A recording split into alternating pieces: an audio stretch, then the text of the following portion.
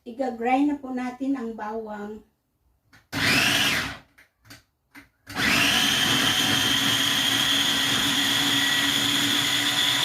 Mas maganda pinong-pino para ang mga bata ay makakain ng gusto nila yung hindi nahalata yung mga gulay ng mga bata.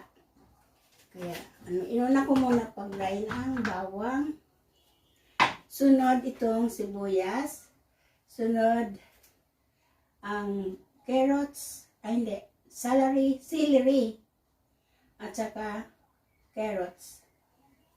Iga-grind ko yan silang tatlo. Tapos, pagka-grind ko sa kanilang tatlo, mamaya ipapakita ko sa inyo ang sunod-sunod na pagluluto.